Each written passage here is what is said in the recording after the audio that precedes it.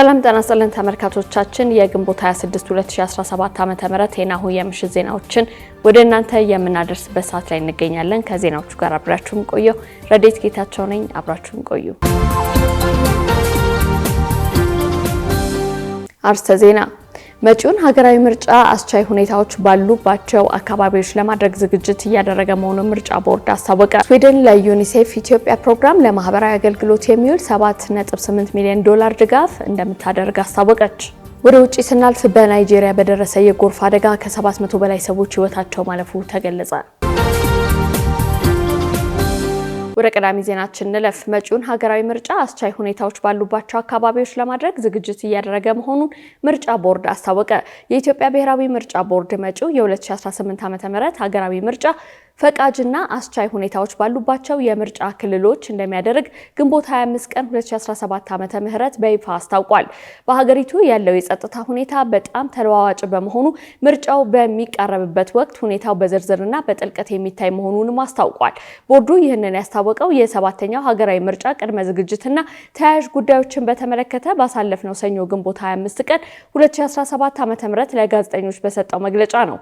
የቦርዱ ሰብሳቢ ሜላት ወርቅ ኃይሉ ምርጫን ለማድረግ በየአካባቢዎቹ አስቻይ ሁኔታ መኖር የግድ አስፈላጊ እንደሆነ በዚሁ መግለጫ ላይ አመልክተዋል። በስድስተኛው ሀገራዊ ምርጫ ቦርድ በሁሉም አካባቢ ምርጫ አካሄዳለሁ ብሎ ነው ያቀደው። አሁንም በሁሉም አካባቢ ምርጫ እናደርጋለን ብለን ነው የምናቀደው ሲሉ ሜላት ወርቅ ለጋዜጠኞች ተናግረዋል። በሰኔ 2013 ዓ.ም በተካሄደው ስድስተኛው ጠቅላላ ምርጫ የህዝብ ተወካዮች ምክር ቤት ካሉት 547 መቀመጫዎች ውስጥ 102 በሚሆኑት ላይ ምርጫ አልተካሄደም። ከነዚህ መቀመጫዎች ውስጥ 38ቱን ሊይዙ የሚገባው የትግራይ ክልል ተመራጮች የነበሩ ቢሆንም በወቅቱ በክልሉ ጦርነት እየተካሄደ ስለነበር ምርጫው ሳይካሄድ ቀርቷል። በዚህ ምክንያት የትግራይ ክልል ባለፉት 4 ዓመታት በፓርላማ ውስጥ ተወካዮች የሉትም። የአማራና የኦሮሚያ ክልል የተወሰኑት አካባቢዎች እንደዚሁ በጦርነትና በግጭት ውስጥ በመቆየታቸው የፓርላማ ተወካዮቻቸውን ለመምረጥ በአካባቢያቸው ምርጫ ማድረግ አልተቻለም። በቤንሻንጉል ጉሙዝ ክልል 9 የተወካዮች ምክር ቤት ወንበሮችን ጨምሮ አዲስ መንግስት ለመመስረት የሚያስችሉ የቀሪ የክልል ምክር ቤት መቀመጫዎች ምርጫ የተካሄደው 2 ዓመት ዘግይቶ ነበር። አቶ ታዬ ደንደአ ከመኖሪያ ቤታቸው ተወስደው በጸጥታ ኃይሎች ቁጥጥር ስር መዋላቸው ተገለጸ። አቶ ታዬ ፍርድ ቤት ነፃ የተባሉበት ሁለቱ ክሶች በድጋሜ ክርክር እንዲደረግባቸው ትዕዛዝ ባስተላለፈባቸው ሰዓታት ውስጥ ለእስር መዳረጋቸውን የሀገር ውስጥ መገናኛ ብዙሃን ተቋማት ዘግቧል። የፌዴራል ጠቅላይ ፍርድ ቤት በቀድሞ የሰላም ሚኒስትር ዴኤታ የነበሩት አቶ ታዬ ደንደአ ላይ የተመሰረቱ ሁለት የወንጀል ክሶች ወደ ፌዴራል ከፍተኛ ፍርድ ቤት በመመለስ በድጋሜ ክርክር እንዲደረግባቸው ትዕዛዝ ከተላለፈባቸው ከጥቂት ሰዓታት በኋላ ከመኖሪያ ቤታቸው ተወስደው በቁጥጥር ስር መዋላቸውን ጠበቃቸው አስታውቋል። በመሆኑም አቶ ታዬ በጸጥታ ኃይሎች ከተወሰዱ በኋላ የት እንዳሉ እንደማይታወቅና በፍለጋ ላይ መሆናቸውን ተናግረዋል። አቶ ታዬ ደንደአ ግንቦት 25 ቀን 2017 ዓ.ም ከቀኑ 10 ሰዓት አካባቢ ከመኖሪያ ቤታቸው መወሰዳቸውን ያረጋገጡት ጠበቃቸው ጠዋት 5 ሰዓት አካባቢ ላይ ፍርድ ቤት ቀጠሮ በነበረበት ሰዓት ከእርሳቸው ጋር ነበርኩኝ ብለዋል። ከአንድ ዓመት በፊት ከሰላም ሚኒስትር ዴኤታነት የተነሱትና በቁጥጥር ስር ውለው በ3 ክሶች ተከሰው በሁለቱ ክሶች ነፃ የተባሉት አቶ ታዬ ደንደአ ክሶቹ በድጋሜ እንዲቀጥሉ ውሳኔ እንዲተላለፍባቸው መዘገቡ ይታወሳል። በአቶ ታዬ ላይ ነፃ የተባሉበት ሁለቱ ክሶች ከጠላት ጋር በመተባበርና የጸረ ሰላም ቡድኖች የሆኑትን ሸኔና ፋኖን የሚደግፉ መልእክቶችን በፌስቡክ ገጻቸው አጋርተዋል ከሚሉት ክሶች ነው። ዜጎችን ለውጭ ሀገር ስራ የሚልኩ ኤጀንሲዎች የዜጎችን ሙያ የሚወስን ደረጃ ሊወጣላቸው መሆኑ ተገለጸ። የሚኒስትሮች ምክር ቤት ሐሙስ ግንቦት 21 ቀን 2017 ዓ.ም የኢትዮጵያ የውጭ ሀገር የስራ ስምሪት ረቂቅ አዋጅን አጽድቋል። በዚህ አዋጅ መሰረትም ዜጎችን ለውጭ ሀገር ስራ የሚልኩ ኤጀንሲዎች የዜጎችን ሙያ የሚወስን ደረጃ ሊወጣላቸው መሆኑ ተገልጿል።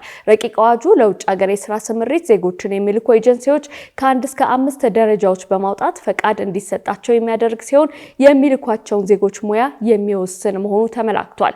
ሀብታም አያሌው ተጨማሪ ያላት የሚኒስትሮች ምክር ቤት ሐሙስ ግንቦት 21 ቀን 2017 ዓ.ም ያጸደቀው የኢትዮጵያ የውጭ ሀገር የስራ ስምሪት ረቂቅ አዋጅ በአዋጅ 1246/2013 የተካተቱ አንቀጾችን ያሻሻለና አዳዲስ አንቀጾችን ያካተተ ነው ተብሏል። ረቂቅ አዋጁ ለውጭ ሀገር የስራ ስምሪት ዜጎችን የሚልኩ ኤጀንሲዎች ከ1 እስከ 5 ደረጃ በማውጣት ፈቃድ እንዲሰጣቸው የሚያደርግ ሲሆን የሚልኳቸው ዜጎች ሙያን የሚወስን መሆኑን ተመላክቷል። በዚህም መሰረት ደረጃ እንደ ፈቃድ የሚወሰን ኤጀንሲው በሁሉም አይነት የሙያ ዘርፎች ዜጎችን መላክ የሚችል ሲሆን ደረጃ 5 ፈቃድ ያወጣ ኤጀንሲ ግን ለቤት ውስጥ ስራ ወይም የቤት ሰራተኝነት የሚሄዱ ዜጎችን ብቻ እንደሚልክም ይደነግጋል። የሰለጠነ የሰው ኃይልን ለመላክ በሚኒስቴሩና በተቀባይ ሀገራት ከሚገኙ አቻ ስልጣን ካለው የመንግስት ተቋም ወይንም እውቅና ካለው አሰሪ ኩባንያ የሁለትዮሽ ስምምነት ወይንም መግባቢያ ሰነድ ሲኖር ነው ተብሎ በአዋጅ 1246/2013 የተደነገገው አንቀጽ በረቂቅ አዋጁ እንዲቀርብ የተደረገ ሲሆን ምንም አይነት ስምምነትም ሆነ መግባቢያ ሰነድ ሳይኖር ለሰለጠነ የሰው ኃይል ስራ አፈላልጎ ማግኘት የቻለ ኤጀንሲ የስራ እድል ወዳለበት አገር መላክ የሚያስችል ፍቃድ ያገኛል ተብሏል። የሰለጠነ የሰው ኃይል ወደ ውጭ አገር ሲላክ ኮሚሽን ስለማይከፈልበት ከባንኮች ጋር ትስስር በመፍጠር የባንክ ዋስትና እንዲሰጣቸው የወጣባቸውን ወጪ ከባንኩ ጋር በሚኖራቸው ስምምነት እንዲመለሱ የሚደረግበት አሰራር እንዲኖርም ረቂቅ አዋጁ ይደነግጋል። በተጨማሪም ከዚህ ቀደም ለውጭ አገር የስራ ስምሪት የሚላኩ ግለሰቦች ኤጀንሲዎች ከደላሎች ይወስዱ የነበረውን አሰራር ረቂቅ አዋጁ አስቀርቷል። በዚህም የስራና ክህሎት ሚኒስቴር ለውጭ አገር የስራ ስምሪት መሄድ የሚፈልጉ ዜጎችን ጥሪ በሚያደርግበት መሰረት እንዲመዘገቡ እንደሚደረግና ስልጠና እንደሚሰጣቸውም ተደንግጓል። ከ500 በላይ በሚሆኑ የስልጠና ተቋማት ለ21 ቀናት ስልጠናቸውን የወሰዱ ዜጎች መረጃዎቻቸውን በዲጂታል በማስቀመጥ ኤጀንሲው በሚፈልጉት መስፈርት መሰረት እንዲመደቡ ጥያቄ በማቅረብ እንዲወስዱ እንደሚደረጉም ተደንግጓል። ይህንን አሰራር ሳይከተል ከደላላ ግለሰቦችን በመቀበል ወደ ውጭ ሀገሮች ለስራ ለመላክ የሚሞክር ኤጀንሲ ከተገኘም ከኤርፖርት በሚደረግ ክትትል እንዳያልፍ ይደረጋል ተብሏል። ይህንን ተግባራዊ ለማድረግም የውጭ ጉዳይ ሚኒስቴርና የኢሚግሬሽንና አገልግሎት ዜግነትን ጨምሮ ከ7 ተቋማት ጋር በጋራ እንደሚሰራ ተመላክቷል። ሌላኛው በረቂቅ አዋጁ የተካተተው ኤጀንሲዎች የሚያገኙትና ወደ አገር ውስጥ የሚያስገቡት የውጭ ምንዛሬ የሚመለከት አንቀጽ ነው። ይህም የሚኒስተሩ በሚያሰራው ጥናት መሰረት አንድ ኤጀንሲ ለስራ ስምሪት ወደ ውጭ አገሮች ሲልክ ኢትዮጵያ ልታገኝ የሚገባትን የውጭ ምንዛሬ ምን ያህል መሆን እንዳለበት በጥናቱ መሰረት ኤጀንሲው እንደሚደራደር ተደንግጓል። የሚኒስትሮች ምክር ቤት በ2008 ዓ.ም የወጣውን የውጭ ሀገር የስራ ስምሪት አዋጅ ለሁለተኛ ጊዜ ያሻሻለ ሲሆን ረቂቅ አዋጁ በሚኒስትሮች ምክር ቤት ከመጽደቁ በፊት ኤጀንሲዎች ውይይት እንዳላደረጉበትና ወደ ሕዝብ ተወካዮች ምክር ቤት ከመላኩ በፊት እንዲላክላቸውና አስተያየታቸውን ታሳቢ እንዲደረግ ቢጠይቁም መመልከት እንዳልቻሉ ቅሬታቸውን እየገለጹ ይገኛሉ። ምክር ቤቱ ረቂቅ አዋጁን ሲያጸድቅ በውጭ ሀገር ለስራ የሚሰማሩ ኢትዮጵያውያን ዜጎች መብታቸው፣ ደህንነታቸውና ክብራቸው በዘላቂነት መጠበቁን ለማረጋገጥ እንዲሁም አገሪቱ ከዘርፉ ማግኘት ያለባትን ጥቅም ለማስጠበቅ እንዲያስችል መሆኑን አስታውቋል። የስራና ክህሎት ሚኒስትር ወይዘሮ ሙፈሪያት ካሚል የ2017 በጀት ዓመት የ9 ወራት የስራ አፈጻጸም እቅድን ለፓርላማ ባቀረቡበት ወቅት ብሔራዊ ጥቅምን በሚያስከብር መንገድ ከአውሮፓ ከኤስያና ከመካከለኛው ምስራቅ አገሮች ጋር ለስራ ስምሪት ድርድሮች እየተደረጉ እንደሆነ መናገራቸው ይታወሳል። በመካከለኛው ምስራቅ ከኩዌት፣ ከሳውዲ አረቢያ፣ ከኳታር፣ ከተባበሩት አረብ ኤሚሬትስ እና ከጆርዳን ጋር የተደረገው ስምምነት በቅርቡ እንደሚጀመር ሚኒስትሩ አስታውቀው ነበር። ስዊድን ለዩኒሴፍ ኢትዮጵያ ፕሮግራም ለማህበራዊ አገልግሎት የሚውል $7.8 ሚሊዮን ድጋፍ እንደምታደርግ አስታወቀች። ስዊድን በኢትዮጵያ ማህበራዊ ጥበቃ፣ በኑሮ ማሻሻያ እንዲሁም በሴቶችና ህጻናት ላይ የሚደርሱ ጫናዎችን የመቋቋም አቅም ለማጠናከር ለተዘጋጀ አዲስ ፕሮግራም $7.8 ሚሊዮን ድጋፍ ለዩኒሴፍ እንደምታደርግ አስታወቀች። የድጋፍ ስምምነቱን በኢትዮጵያ የስዊድን አምባሳደር የሆኑት ሃንስ ሄንሪክ ላንድኩስት እና በኢትዮጵያ የዩኒሴፍ ተወካይ ዶክተር አቡበከር ካምፖ ግንቦት 25 ቀን 2017 ዓ.ም ተፈራርመዋል። ጠንካራ የመቋቋም አቅምና ኑሮን ማሻሻል ማህበራዊ ጥበቃ ላይ ሴቶችና ህጻናት በሚል ርዕስ የቀረበው ይህ ፕሮግራም 34650 የሚገመቱ አባወራዎች ውስጥ የሚገኙ 173250 ግለሰቦችን ተጠቃሚ ያደርጋል ተብሏል። በኢትዮጵያ የስዊድን አምባሳደር የሆኑት ሃንስ ሄንሪክ ፕሮግራሙ ተጋላጭ ሁኔታ ውስጥ ላሉ ሴቶችና ህጻናትን እንደሚደግፍ ገልጸው በተጨማሪም ደግሞ ኢትዮጵያ ለሕዝቧ ኃላፊነት ለመውሰድ የምታደርገውን ጥረት እንደሚያግዝ ተናግረዋል። በተጨማሪም ጠንካራ የመቋቋም አቅም ለመገንባት እንዲሁም መንግስት ለማህበራዊ ጥበቃ ዘርፍ የሚውለውን የሀገር ውስጥ የገንዘብ ድጋፍ ለማስፋት ያለውን ፍላጎት ይደግፋል ብለዋል። በኢትዮጵያ የዩኒሴፍ ተወካይ የሆኑት ዶክተር አቡበከር ካምፖ በበኩላቸው ስምምነቱን የህፃናት ችግር መንስኤዎችን ለመቅረፍ ወሳኝ እርምጃ ሲሉ ገልጸውታል። ፕሮግራሙ በጥሬ ገንዘብ የሚደረግ ድጋፍን በማስፋት የማህበራዊ አገልግሎትን ተደራሽነት በማሻሻልና ተጋላጭ ለሆኑ የማህበረሰብ ክፍሎች የኢኮኖሚ እድሎችን በመፍጠር ላይ እንደሚያተኩር ተመላክቷል።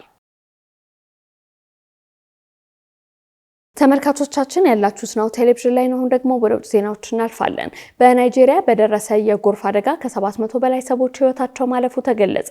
በናይጄሪያ ሞክዋ ከተማ ባለፈው ሐሙስ በደረሰ የጎርፍ አደጋ የሞቱ ሰዎች ቁጥር ከ200 በላይ መድረሱን የሀገሪቱ ባለስልጣናት ተናግረዋል። በማዕከላዊ ኒጀር ግዛት ውስጥ ደግሞ ሌሎች 500 ሰዎች አሁንም ጠፍተዋል ሲሉ የአካባቢው ባለስልጣናት አክለዋል። አደጋውን ተከትሎም የነፍስ አድን ጥረቱ ቆሟል። ምክንያቱም ባለስልጣናት እስካሁን በህይወት ማንም ሊገኝ ባለመቻሉ የተነሳ ነው ሲሉ ተደምጠዋል።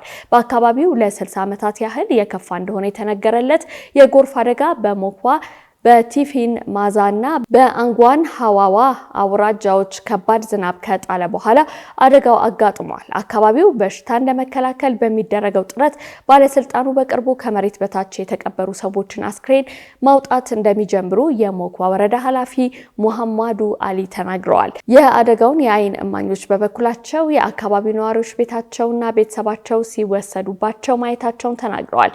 አንድ ግለሰብ ሚስቱንና አዲስ የተወለደውን ህፃን አጥቷል ብሏል። በመጨረሻ በእርዳታ ማዕከል አቅራቢያ በትንሹ 27 ፍልስጤማውያን በእስራኤል በተኩስ መሞታቸውን የጋዛ ባለስልጣናት ገለጹ።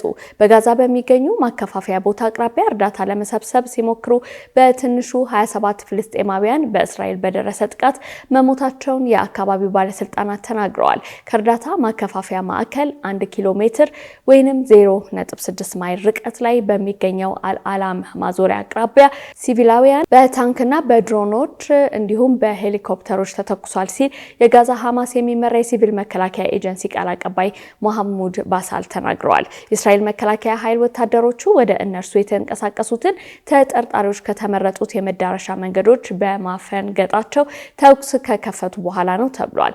በሐማስ የሚመራው የጤና ጥበቃ ሚኒስቴር በበኩሉ እስራኤል እሁድ ዕለት ፍልስጤማውያንን 30 ሰዎችን ገሎ 200 የሚጠጉ ቆስለዋል ብሏል። ክህደቱ በደርዘን የሚቆጠሩ የሲቪል ምስክሮች መንግስታዊ ያልሆኑ ድርጅቶችና የጤና ባለስልጣናት ከተናገሩት ጋር በቀጥታ የሚቃረን ነው ተብሏል። በካን ዩኒስ የሚገኘው የናስር ሆስፒታል ዳይሬክተር አቴፍ አልሁዊት ማክሰኞ ማለዳ ላይ 24 ሰዎች መሞታቸውንና 37 መቁሰላቸውን ሲገልጹ የእስራኤል ወታደሮች በምዕራብ ራፋህ እርዳታ በመጠባበቅ ላይ ባሉ ሰላማዊ ሰዎች ላይ ተኩስ ከፍተዋል ሲሉ ገልጸዋል። ተመልካቾቻችን ዜናዎቻችን እነዚህን ይመስሉ ነበር። ከቀሪ ናሁ ቴሌቪዥን ፕሮግራሞቻችን ጋር አብራችሁን ቆዩ። ከዜናዎቹ ጋር አብራችሁ የነበርኩት ረዴት ጌታቸው ነኝ። ጤና ይስጥልኝ።